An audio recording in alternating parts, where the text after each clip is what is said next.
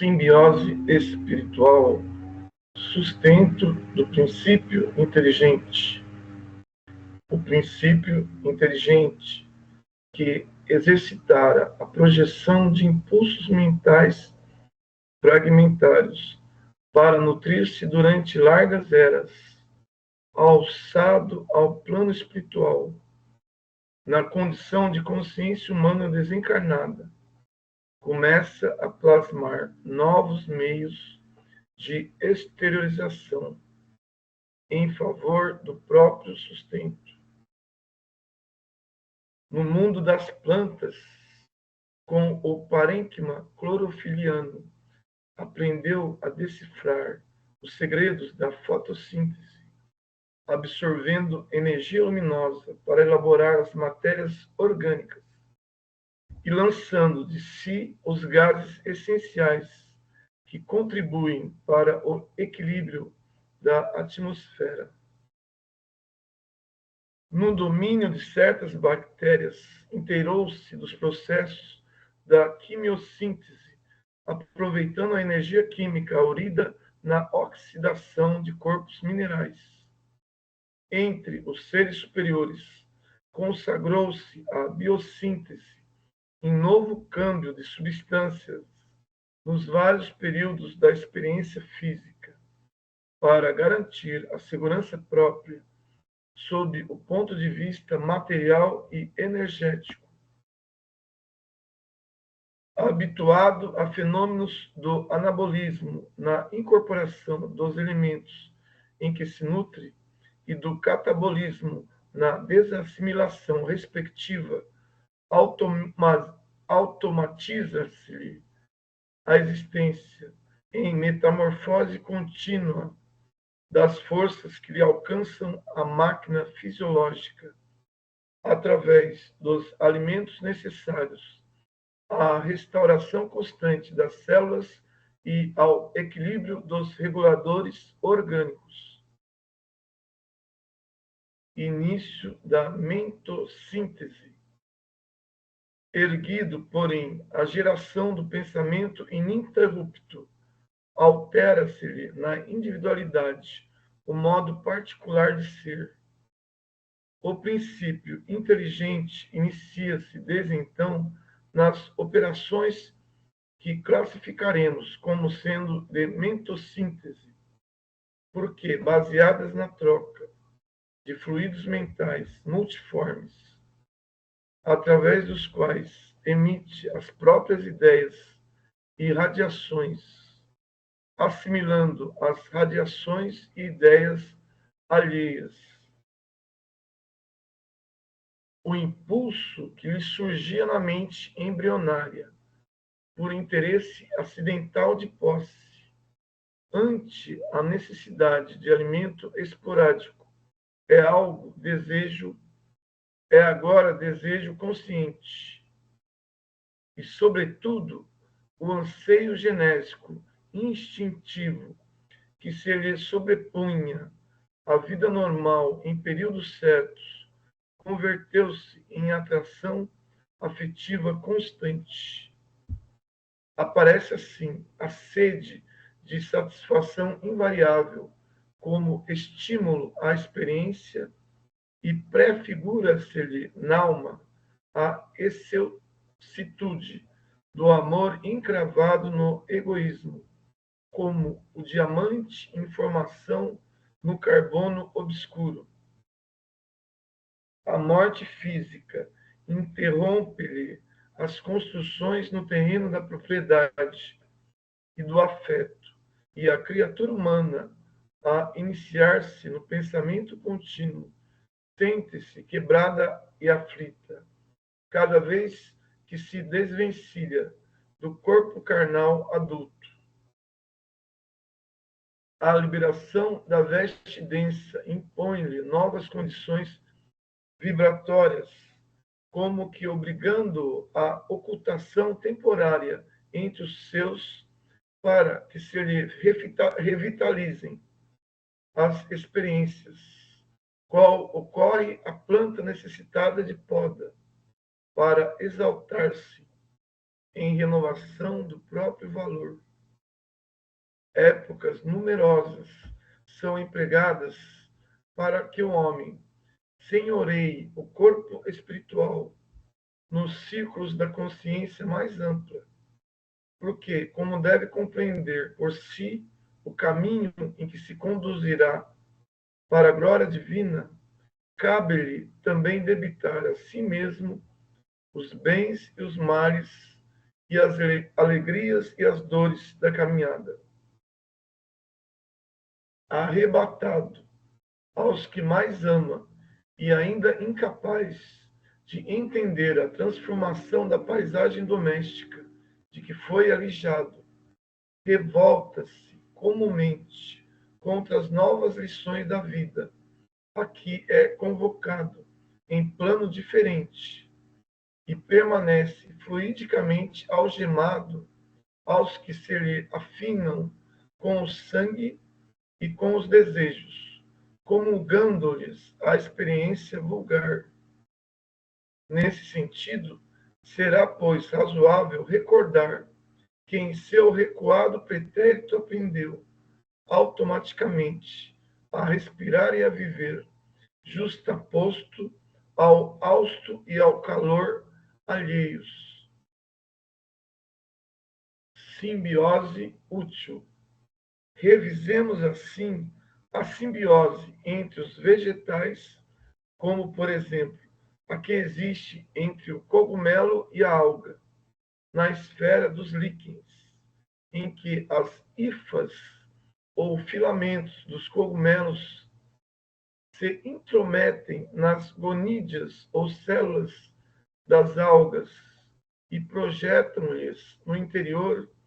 certos apêndices, equivalendo a complicados austórios, efetuando a sucção das matérias orgânicas que a alga elabora por intermédio da fotossíntese. O cogumelo empalma-lhe a existência, todavia, em compensação, a alga se revela protegida por ele contra a perda de água e dele recolhe, por absorção permanente, água e sais minerais, gás carbônico e elementos azotados, motivo pelo qual os líquens conseguem superar as maiores dificuldades do meio. Entretanto, o processo de semelhante associação pode estender-se em ocorrências completamente novas. É que, se dois líquens estruturados por diferentes cogumelos se encontram, podem viver um ao lado do outro, com talo comum, pelo fenômeno da parabiose, ou união natural de indivíduos vivos. Dessa maneira, a mesma alga pode produzir líquens diversos, com cogumelos variados, podendo também suceder que um líquen se transfigure de aspecto, quando uma espécie micológica se sucede à outra. Julga-se antigamente, na botânica terrestre, que os líquens participassem do grupo das criptogâmicas, mas Schoendenner incumbiu-se de salientar-lhes a existência complexa, e Bonnier e Bornet, mais tarde, chamaram a si a obrigação de positivar-lhes a simbiose, experimentando a cultura independente de ambos os elementos integrantes. Cultura essa, iniciada no século findo, somente nos tempos últimos logrou pleno êxito, evidenciando, porém, que a vida desses mesmos componentes, sem o ajuste da simbiose, é indiscutivelmente frágil e precária. Outro exemplo de agregação da mesma natureza vamos encontrar em certas plantas leguminosas que guardam os seus tubérculos nas raízes, cujas nodosidades albergam determinadas bactérias do solo que realizam a assimilação do azoto atmosférico, Processo esse pelo qual essas plantas se fazem preciosas à gleba, devolvendo-lhe o azoto despendido em serviço. Simbiose exploradora. Contudo, além desses fenômenos em que a simbiose é simples e útil, temos as ocorrências desagradáveis, como sejam as micorrizas das orquidáceas, em que o cogumelo comparece como sendo invasor da raiz da planta, caso esse em que a planta assume atitude anormal para adaptar-se, de algum modo, às disposições do assaltante, encontrando, por vezes, a morte, quando persiste esse ou aquele excesso no conflito para a combinação necessária. Nesse acontecimento, como assinalou Cowlery, com justeza de conceituação, tal simbiose deve ser capitulada na patologia comum, por enquadrar-se perfeitamente ao parasitismo. Identificaremos ainda a simbiose entre algas e animais, em que as algas se alojam no plasma das células que atacam, como acontece a protozoários e esponjas, tuberlários e moluscos, nos quais se implantam seguras. Simbiose das mentes. Semelhantes processos de associação aparecem largamente empregados pela mente desencarnada, ainda tateante na existência além-túmulo, amedrontada perante o desconhecido, que não consegue arrostar de pronto. Vale-se da receptividade dos que lhes choram a perda e demora-se colada aos que mais ama. E qual cogumelo que projeta para dentro dos tecidos da alga dominadores apêndices, com os quais lhe suga grande parte dos elementos orgânicos por ela própria assimilados, o espírito desenfaixado da veste física lança habitualmente para a intimidade dos tecidos psicossomáticos daqueles que o asilam as emanações do seu corpo espiritual, como radículas alongadas ou sutis alavancas de força, subtraindo-lhes a vitalidade, elaborada por eles nos processos da biossíntese, sustentando-se por vezes largo tempo nessa permuta viva de forças. Qual se verifica entre a alga e o cogumelo? A mente encarnada entrega-se inconscientemente ao desencarnado que lhe controla a existência, sofrendo-lhe temporariamente o domínio até certo ponto, mas, em troca, a face da sensibilidade excessiva de que se reveste, passa a viver, enquanto perdure semelhante influência, necessariamente protegida contra o assalto de forças ocultas ainda mais deprimentes. Por esse motivo, ainda agora, em plena atualidade, encontramos os problemas da mediunidade evidente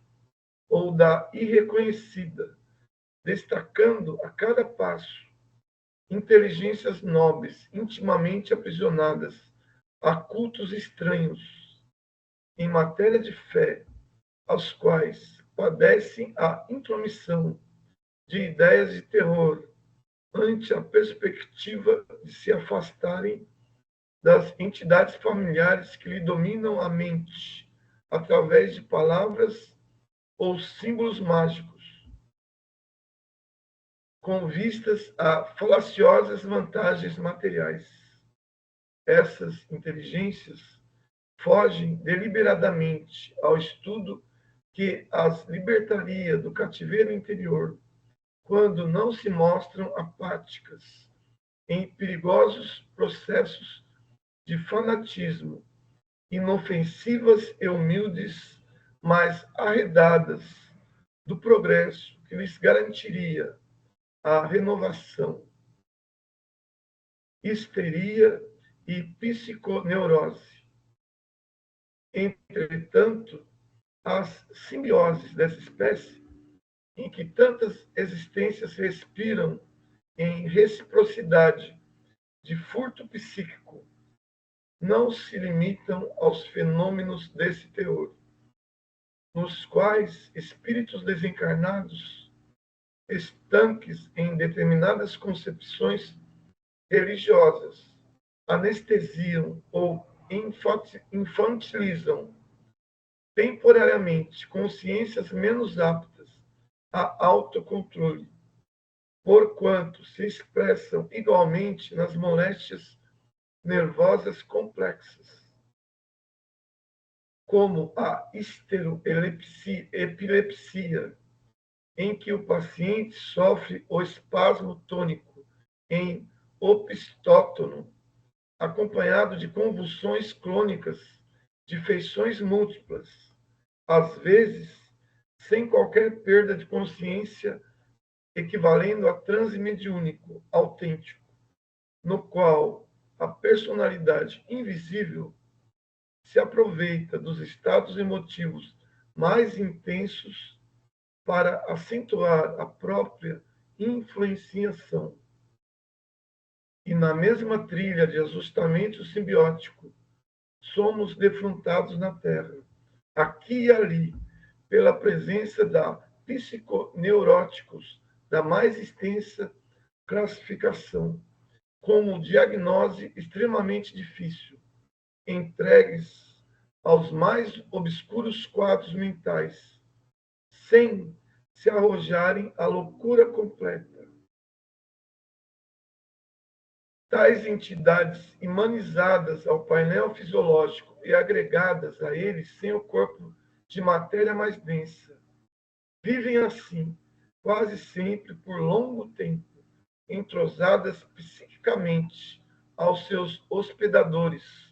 porquanto o espírito humano desencarnado, erguido a novo estado de consciência, começa a elaborar recursos magnéticos diferenciados, condizentes com os impositivos da própria sustentação, tanto quanto no corpo terrestre aprendeu a criar por automatismo as enzimas e os hormônios que lhe asseguravam o equilíbrio biológico e, impressionando o paciente que explora, muita vez com a melhor intenção, subjuga-lhe o campo mental, impondo-lhe ao centro coronário a substância dos próprios pensamentos, que a vítima passa a acolher, qual se fossem os seus próprios. Assim, em perfeita simbiose, refletem-se mutuamente, estacionários ambos no tempo, até que as leis da vida lhes reclamem, pela dificuldade ou pela dor, a alteração imprescindível. Outros processos simbióticos. De outras vezes, o desencarnado que teme as experiências do mundo espiritual ou que insiste em prender-se por egoísmo aos que jazem na retaguarda, se possui inteligência mais vasta que a do hospedeiro, inspira-lhe atividade progressiva que resulta em benefício do meio a que se vincula, tal como sucede com a bactéria nitrificadora na raiz da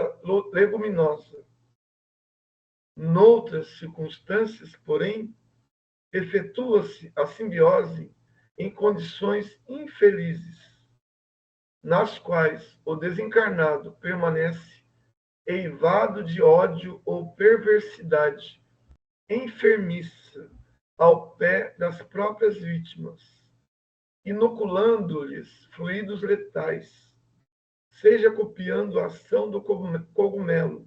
que se faz verdugo da orquídea, impulsionando-a a situações anormais, quando não lhe impõe lentamente a morte, seja reproduzindo a atitude das algas invasoras no corpo dos anelídeos, conduzindo-os a longas perturbações. Fenômenos esses, no entanto, que capitularemos com apontamentos breves em torno do vampirismo como responsável por vários distúrbios do corpo espiritual a se estamparem no corpo físico. Ancianidade da simbiose espiritual. Justo, assim, registrar que a simbiose espiritual permanece entre os homens desde as eras mais remotas, em multifários processos de mediunismo, consciente ou inconsciente, através dos quais os chamados mortos, traumatizados ou ignorantes, fracos ou indecisos, se aglutinam em grande parte ao habitat dos chamados vivos, partilhando-lhes a existência, a absorver-lhes parcialmente a vitalidade, até que os próprios espíritos encarnados, com a força do seu próprio trabalho, no estudo edificante e nas virtudes vividas, lhes ofereçam material para mais amplas meditações, pelas quais se habilitem à necessária transformação, com que se adaptem a novos caminhos e aceitem encargos novos, à frente da evolução deles mesmos, no rumo de esferas mais elevadas. Pedro Leopoldo, 16 de março de 1958.